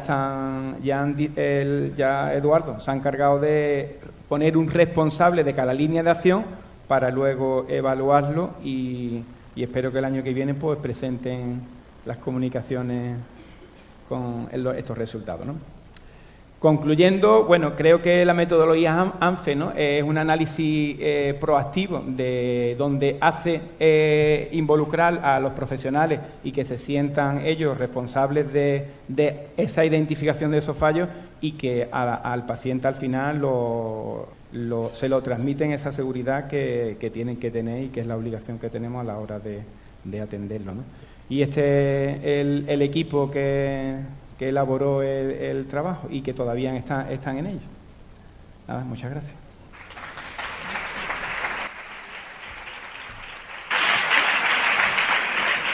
Muchas gracias, Juan Antonio. Perdona por lo del minuto, pero es que se nos iba. Lo he dicho un poco asustado. Trabajamos juntos y estaba un poco ahí, se lo digo, no se lo digo, pero se lo he dicho al final. Bueno, ahora os dejo a continuación con Esperanza García Marín. Ella es compañera también de medicina interna, es enfermera y desde hace unos años ha empezado con la formación en el tema de nutrición, investigación, ha visto la importancia de la nutrición en nuestros pacientes y bueno, ya empezó a formarse y a investigar. Ella nos presentará un trabajo que presentó en un congreso de medicina interna sobre si existe o no necesidad de la implantación en una unidad de alta complejidad. Esperanza, espero que no te tenga que decir nada, ¿vale? Que soy de la casa, por favor.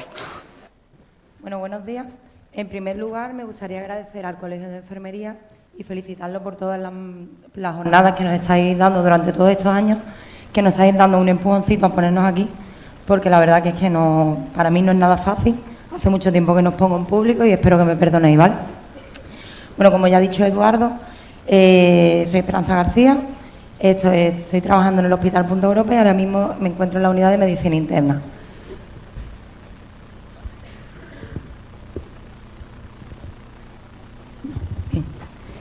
Bueno, como ya sabéis, los que estáis en las unidades de medicina interna, en la gran temida medicina interna, nos da para investigar sobre muchísimas cosas y para formularnos millones de preguntas. Entonces, nosotros nos hemos estado centrando últimamente en el tema de la nutrición, porque no sabemos el porqué, si es un poco por desconocimiento, un poco de, bueno, esto a mí no me toca. No sabemos el porqué, pero a nivel de enfermería, a nivel de incluso de médicos, de las propias dietistas, de los propios nutricionistas, no se está dando la importancia que tiene.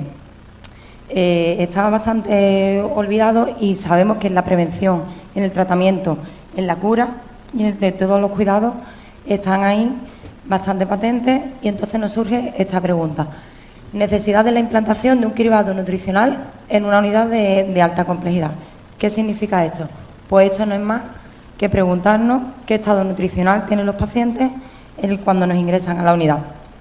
Por la evolución de la sociedad, la mayor parte de nuestros pacientes tienen una edad avanzada, con lo que el envejecimiento y los cambios que ya de por sí se van produciendo a nivel fisiológico, sensoriales, metabólicos y psicosociales, hace que la población anciana sea un grupo de edad que tenga un riesgo elevado de desnutrición o incluso que se encuentre padeciéndola.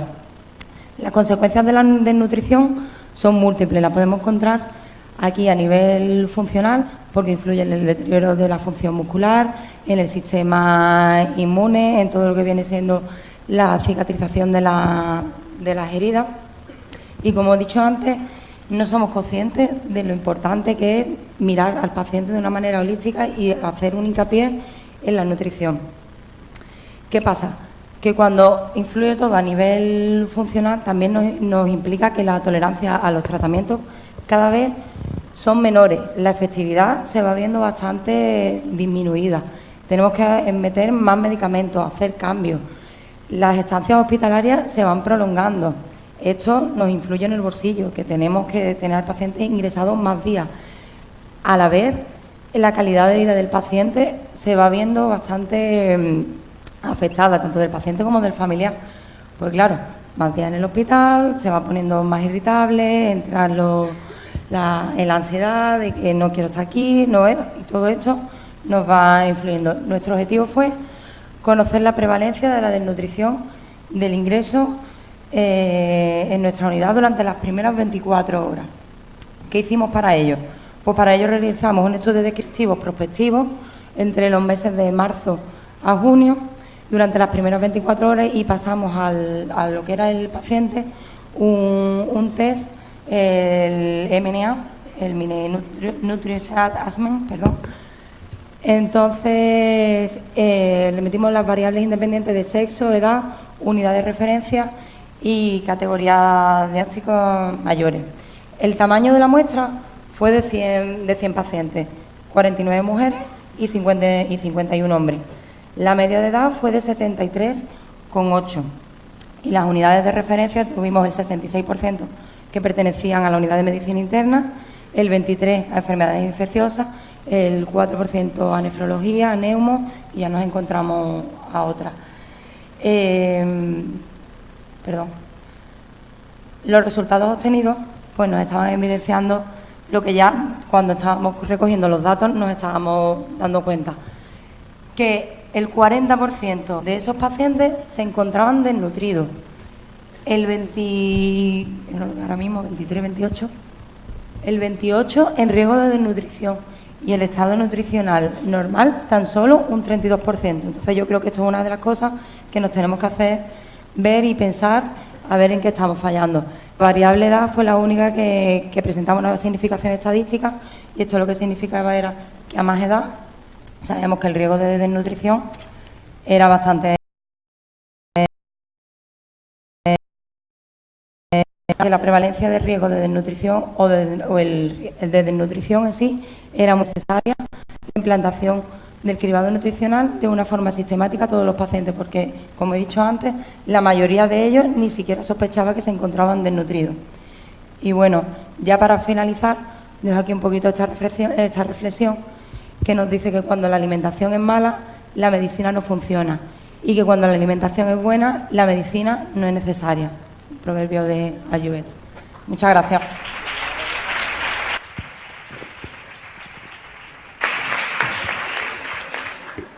Muchas gracias, Esperanza.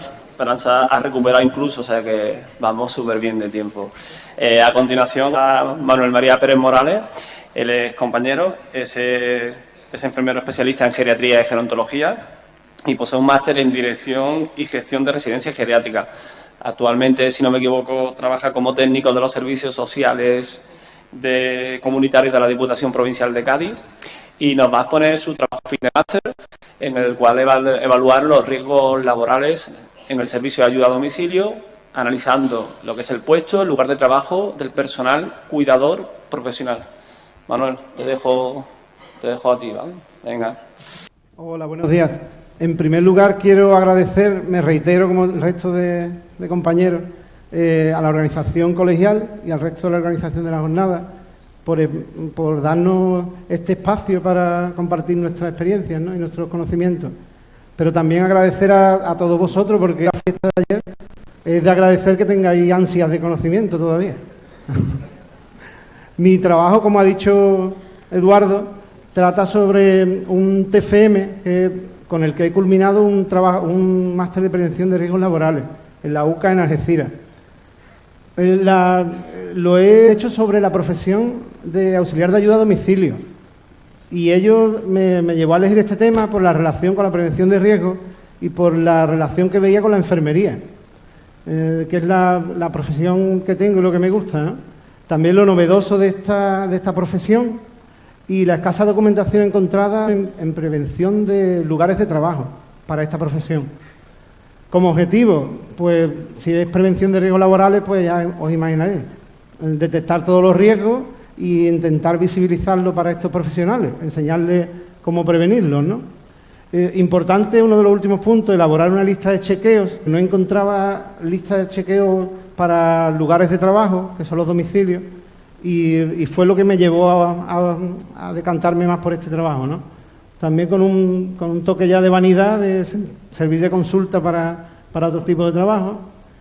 La página del INS es la referencia gubernamental, el Instituto Nacional de Seguridad y Salud en el Trabajo, y ahí encontramos tanto guías de evaluación como enlaces a la principal normativa, la que está en vigor ahora en materia de prevención. El auxiliar de ayuda a domicilio, pues sabréis que son los profesionales que atienden a las personas dependientes en el domicilio. En 2006, con la aprobación de la conocida como Ley de Dependencia. La evaluación del puesto de trabajo no es más que evaluar las tareas que realizan unos profesionales. Estos profesionales serían estos auxiliares.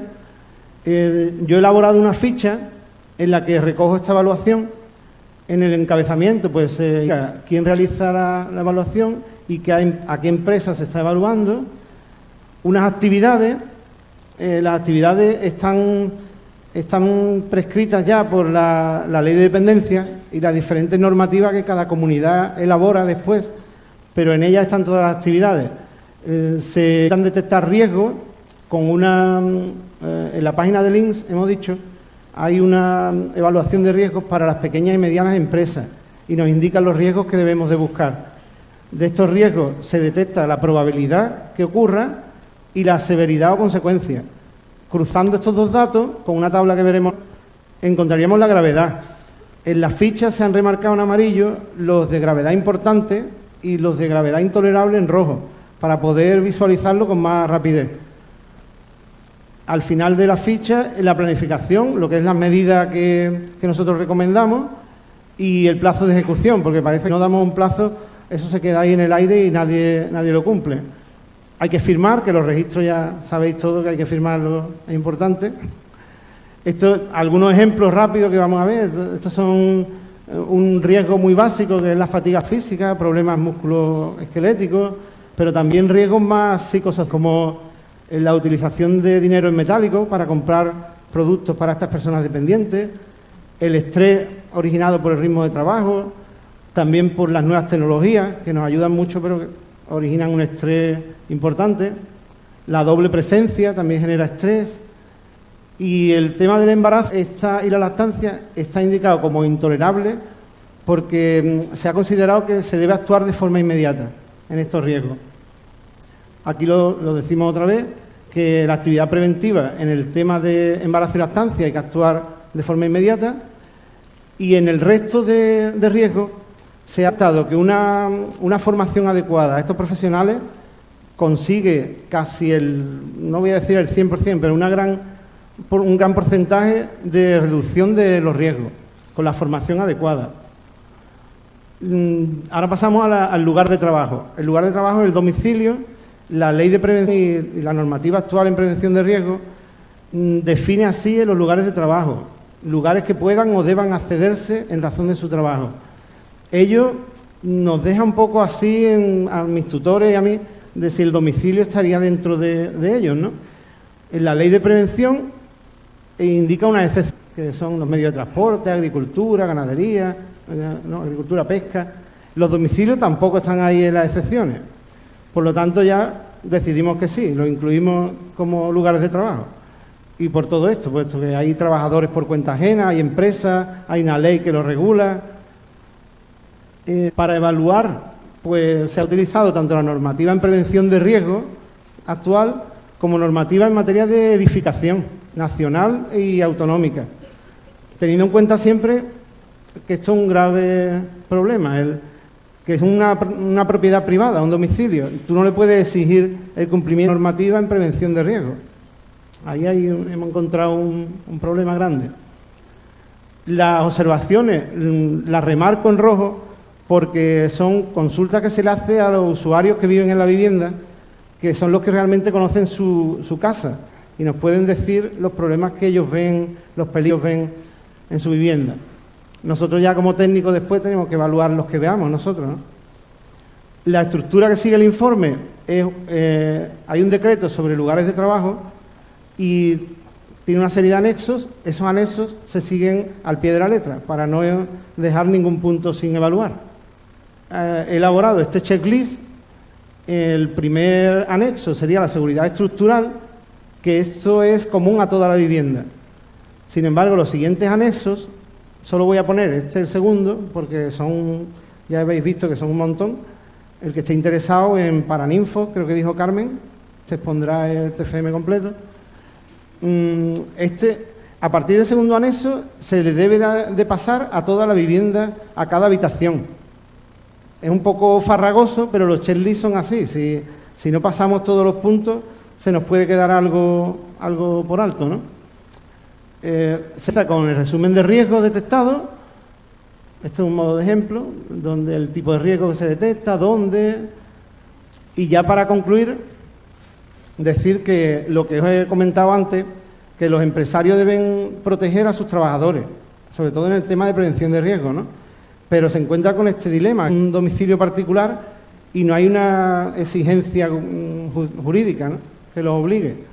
La confidencialidad siempre la hemos visto como una obligación ético-legal, pero también lo vemos como un riesgo laboral, ya que si lo incumplimos tenemos unas consecuencias laborales, nos pueden ser judiciales, podemos ir a la cárcel. El checklist es tan extenso porque tiene que recoger toda la casuística de viviendas que existe y es interesante comentar a los propietarios de las viviendas que existen muchas ayudas públicas para mejorar su vivienda. Ello aumentaría la calidad de vida de estas personas, pero también reduciría los riesgos de los trabajadores, que a veces entran en casas que no os podréis imaginar. El INS, en su página web, recomienda esta tabla, que antes he dicho que la probabilidad del riesgo se secuencia y nos da la gravedad. Esto es como los barquitos de cuando éramos chicos, se entrecruzan y nos da una gravedad. Yo en mi TFM propongo el de la derecha, que endurece aún más la evaluación, dejando solo unos riesgos tolerables. El objetivo es una utopía, de intentar riesgos cero o accidentes laborales cero, pero por lo menos acercarnos, ¿no? Las evaluaciones de riesgo son una foto fija de un momento. En el momento que cambie cualquier circunstancia hay que volver a reevaluar, tanto circunstancias de la vivienda como del trabajador que trabaja allí. Hace poco se ha decreto sobre control horario efectivo, que esperemos que cuando se vaya implementando va a reducir los riesgos laborales en tanto por este tema. Y recomendar a todas aquellas personas que todavía no están muy definidos en su carrera profesional enfermera a que hagan este máster de prevención de riesgos, que es una salida profesional muy buena. Todos los compañeros que tengo están trabajando y los enfermeros somos prevencionistas por naturaleza y hay mucha prevención que hacer en nuestro campo. Y una frase que escuché en la radio hace unos meses que me encantó porque me recordaba José Manuel Nieto, que nos daba clase cuando yo era chico y nos hablaba mucho de la educación sanitaria, que nos decía eso, que no solo hay que curar o prevenir, sino enseñar a los demás a curarse y prevenir, que es lo importante, la formación. Ya por último, recordar a mí de la primera parte de mi TFM, que me ayudó y animó mucho, ¿no? Y hace un mes que ha fallecido, entonces, pues darle las gracias desde aquí.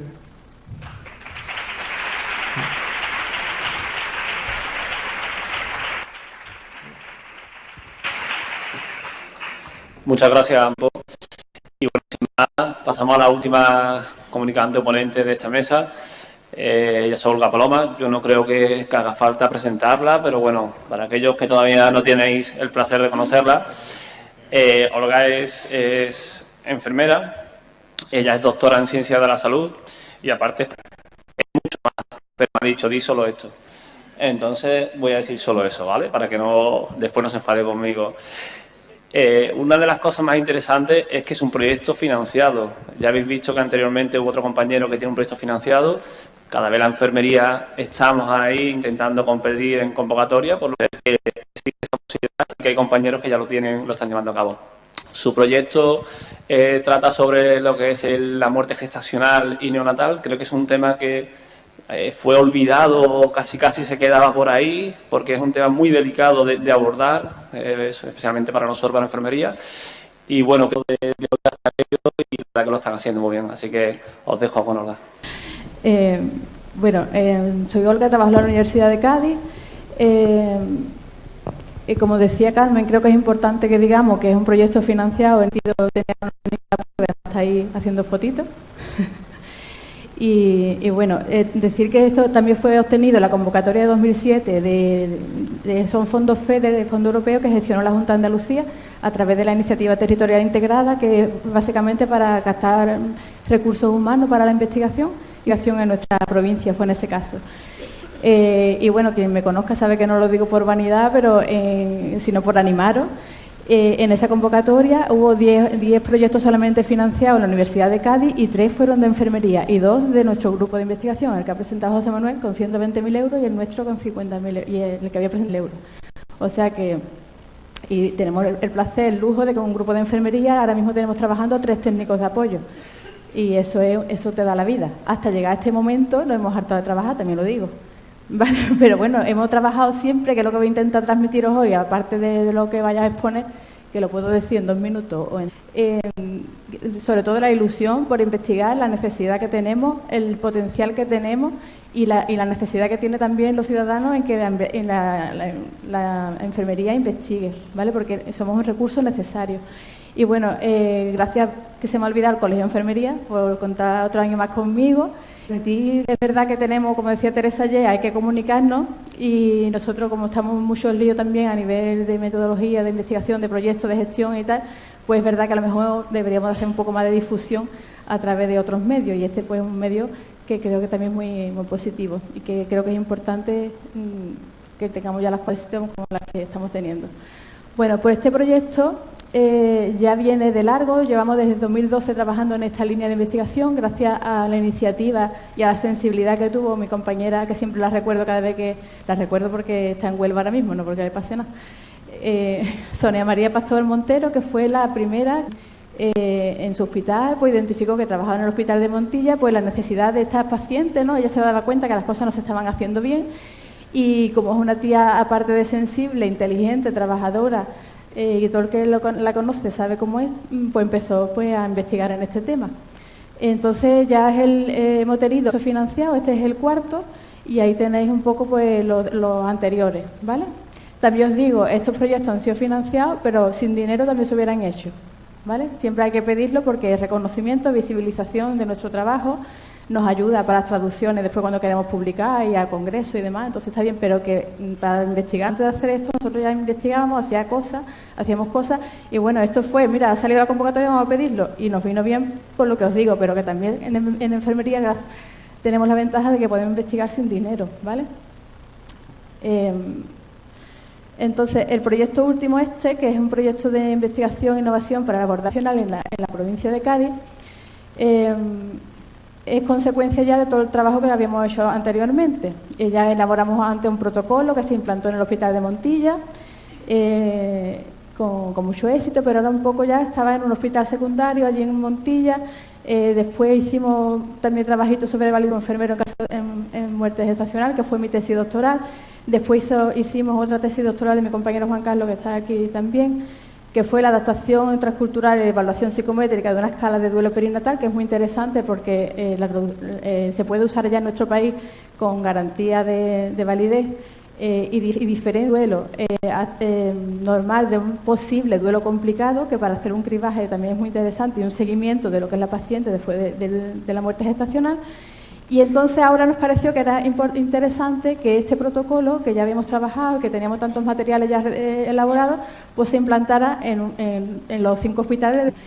Este proyecto es un proyecto de investigación-acción participativa que vais a ver que es muy fácil de explicar, de entender, no como otras metodologías que veis que es un poco complejo, que se hablan de muchas variables y demás, pero si ustedes vislumbráis un poquito lo que hay detrás, es muy fácil de hacer, de exponer, de trabajar, muy ilusionante, pero como decía mi compañero José, es un chico, porque hay que coordinar 5 hospitales, implicar a gente de esos 5 hospitales, porque la investigación-acción participativa, aunque Rafael no me deja hablar mucho de metodología porque dice que os voy a aburrir un poquito, Es muy interesante porque se trata de que los propios actores que están en el proyecto son los que sus carencias, sus necesidades, y van a implantar estrategias para poder realizar ese cambio que es necesario en las unidades, por ejemplo, ¿vale? Entonces, bueno, pues es un proyecto fácil de explicar, pero difícil a lo mejor de llevar a cabo por la coordinación y la implicación humana que conlleva. Nosotros cuando hablamos de pérdida perinatal, y nos gusta hacer hincapié, aunque sea una obviedad, a las pérdidas ocurridas desde el conocimiento del embarazo hasta el periodo neonatal y hasta incluso una semana después del parto y la cesión de un niño en adopción. ¿Por qué? Porque los padres no pierden semanas gestacionales, pierden hijos, y depende del valor que esa persona le diera a esa pérdida. Insistimos en que incluimos las pérdidas ocurridas desde el conocimiento del embarazo, aunque sea de pocas semanas, ¿vale? Incluso en investigaciones nuestras pues hemos visto que incluso las personas que tienen una muerte gestacional en el primer trimestre tienen más riesgo de duelo complicado que las que la tienen en semanas posteriores, porque son menos validadas en esos momentos. Son como lo típico de, bueno, no era nada, no pasaba nada, no era nada, todavía mejor ahora que después, y no se valida ese dolor que tiene, ¿no? Y por eso, porque la pérdida perinatal es una situación poco visible y reconocida, aunque tiene las mismas reacciones de aflicción, incluso más graves que otras, ¿no? Porque ocurren circunstancias especiales. Ahí tenéis un poco de datos de toda la patología que puede producir en embarazos posteriores o después de la pérdida en sí misma. Son circunstancias especiales, como por ejemplo lo que os decía, que es un duelo desautorizado en el que se minimizan los sentimientos de pérdida. Hay falta de apoyo, urgencia porque se recupere pronto y que ya no ha pasado nada. Hay un duelo ambivalente porque hay una confusión de sentimientos, porque yo cuando pierdo a alguien que he conocido tengo recuerdos, pero en ese momento, pues cuando no he conocido a esa persona, pues bueno, estoy perdiendo a alguien que yo he idealizado, que he proyectado, no solamente eso, sino mi proyecto de familia, mi estatus de madre, mi sensación de mujer, de en sí misma, ¿no? Además se complica con que hay duelos asíncronos con la pareja, porque también los hombres pasan en su duelo, pero de forma diferenciada en muchas ocasiones al de la mujer, y eso hace que haya discrepancia o roce en la pareja. Y bueno, también al encontrarse con hijos de familiares y amigos, porque están en una etapa reproductiva y es frecuente porque haya muchos amigos y compañeros que estén embarazados, con niños pequeños y demás. Entonces, todas estas circunstancias hacen que realmente haya autores que digan que el duelo, la pérdida gestacional y neonatal, pues tenga más riesgo de duelo complicado que tipo de duelo. Históricamente se hacían intervenciones para evitar el apego con el bebé, por ejemplo, la rápida extracción bajo sedación, la retirada del cuerpo para que no fuera visto, recomendaciones de una nueva gestación para sustituir la nueva pérdida, que como veis hay muchas de ellas todavía hoy día se siguen diciendo. Y esta tendencia, bueno, está cambiando porque estamos viendo que la pérdida es necesario validarla para que la persona pueda construir un duelo saludable. Este impacto que tiene la pérdida sobre la familia también lo tiene sobre los propios profesionales, que se sienten superados por la situación, hace que el abordaje sea difícil, que muchas parejas no tengan una atención adecuada, requieren las actuaciones profesionales por encima de la evidencia, incluso del deseo de los padres, y entonces haya diferentes enfoques en la atención. Por eso nos parecía importante desarrollar este protocolo que os decía, basado en evidencia, pues todo el mundo nos pongamos de acuerdo de cómo tiene que ser ese abordaje desde que ocurre, ¿no? Pues hasta el seguimiento posterior. Por lo que decía entonces, el objetivo es mejorar el cuidado que se presta a las familias que han sufrido una pérdida gestacional y diseminando e implementando por las mejores prácticas.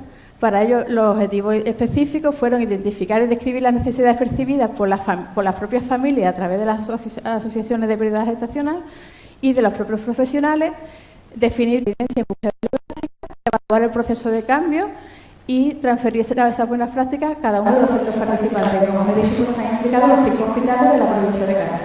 Olga, perdona, te quedan un minuto, ¿vale? Gracias. Como os dije antes, la metodología de investigación-acción participativa en la que todos los profesionales que han querido participar, que además hay aquí un montón de ellos, para que veáis que son gente que están implicados, que van a trabajar, y esa es la mayor suerte que tengo en el proyecto, porque realmente es un suicidio logístico coordinar a tanta gente, implementar tantos cambios y tantas estrategias.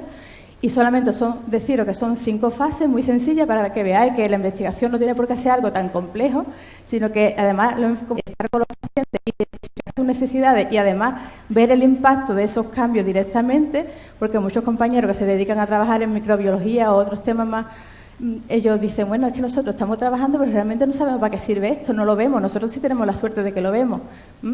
Entonces, tiene varias etapas, una primera de sensibilización, que nos ocurre, qué podemos hacer, cuáles son nuestros déficits, hacer un análisis de nuestra situación, luego ver cómo desarrollamos, cómo resolvemos ese problema, definiendo una serie de estrategias que después implementamos y que luego sistematizamos. Es así de fácil la investigación-acción participativa, es una metodología que además, pues, como veis, ya ha sido financiado en 2 ocasiones con metodología válida. En la fase esa de sensibilización que estamos elaborando una jornada que es el próximo 19 de noviembre, gracias también a la colaboración, no diría la colaboración, sino que ha sido fundamental el papel que tiene el Colegio de Enfermería, en el que vamos a escuchar, a tener de compañeras que trabajan en eso ya hace tiempo, como decía, una de ellas, Sonia María Pastor Montero, que nos va a hablar de buenas prácticas en atención a la muerte perinatal. Gracias al colegio también vamos a poder disponer, porque muchas de las necesidades que identificamos y que hemos identificado en el proyecto son necesidades formativas que tenemos, tangibles, aspectos legales ante la muerte perinatal, que también se va a ofertar a través del colegio algunas plazas para quien quiera realizarlas. Y vamos también a tener un acto de inauguración de un espacio aquí en el Parque Genovés, en un árbol, para recuerdo de los bebés fallecidos durante la gestación, el parto y al poco de nacer.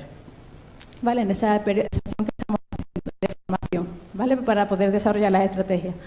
Y bueno, ya termino diciendo que también esas estrategias pues incluyen, estamos ya definiendo y haciendo grupos de trabajo, y estamos ya trabajando en ello, estrategias / indicadores, porque es de la forma que luego vamos a evaluar cómo los resultados de nuestro proyecto. Es el proyecto, que es fácil, pero fijaros la cantidad de trabajo que puede conllevar. Ustedes ya que conocéis los materiales sabéis lo que estoy hablando. Un plan de parto para estos casos, para muerte gestacional, la elaboración de cajas de recuerdos que le ayuden a la familia a hacer un cierre simbólico de esa pérdida, protocolo para a disposición del bebé, el seguimiento de la madre, después en primaria, un plan de cuidado estandarizado, habilitar una habitación de despedida, infografías que nos permitan acceder fácilmente a los contenidos, por ejemplo, los aspectos legales, que siempre hemos identificado que es lo que más lío genera, y entonces estamos diseñando a medida de más fácil de llevar a cabo, trípticos informativos para los padres. O sea, que estamos elaborando, gracias al proyecto y al dinero que tenemos un diseñador que todos los materiales que le damos, a grosso modo, pues nos lo puede ir generando. Y bueno, y esa es la suerte que tenemos también. Y bueno, pues deciros eso, que es una metodología fácil de ser enfermero, de estar a los pacientes, de poder identificar las necesidades y de ver los cambios que se producen gracias a nuestra investigación, y que también eso, que lo paremos un poquito a pensar qué es lo que nos para no hacerlo, porque es un trabajo ilusionante, que provoca cambios, que los vemos y que tiene una repercusión importante en los...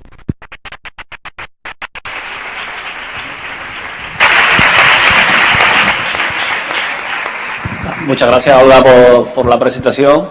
Tenemos unos minutos para algunas preguntas, que seguro que tenéis, pero si os da vergüenza no pasa nada, ¿eh? Podemos si no, nos levantamos todos, damos la... Va.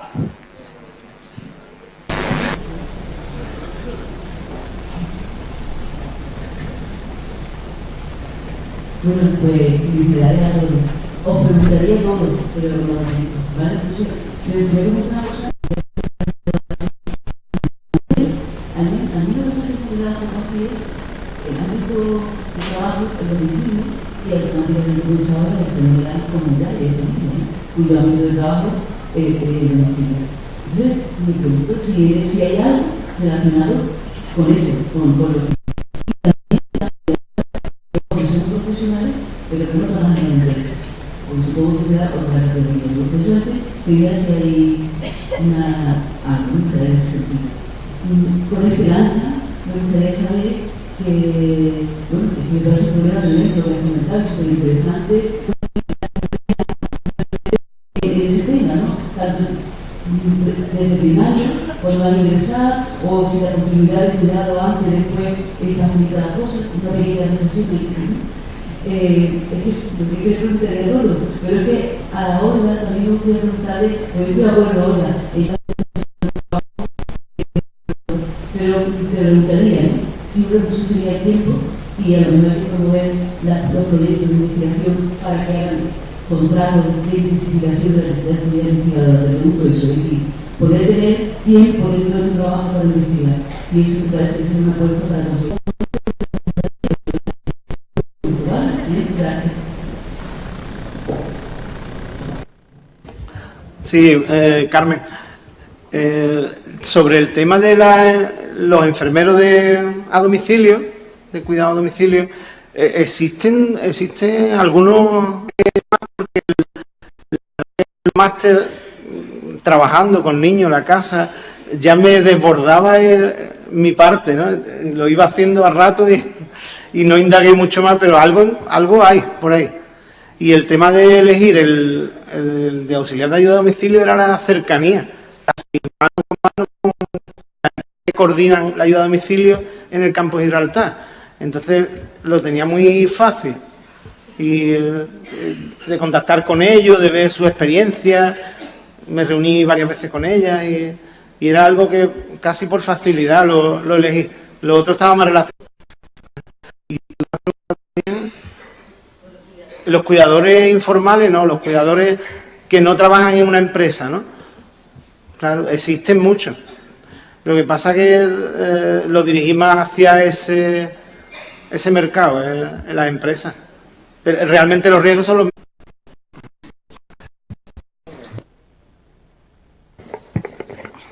Sí. Bueno, nosotros el principal problema que creemos es que la prevención es fundamental y sobre todo implicarnos absolutamente todos, porque es verdad que los enfermeros tenemos un papel muy importante. Lo delegan a nosotros y es darle un batidito.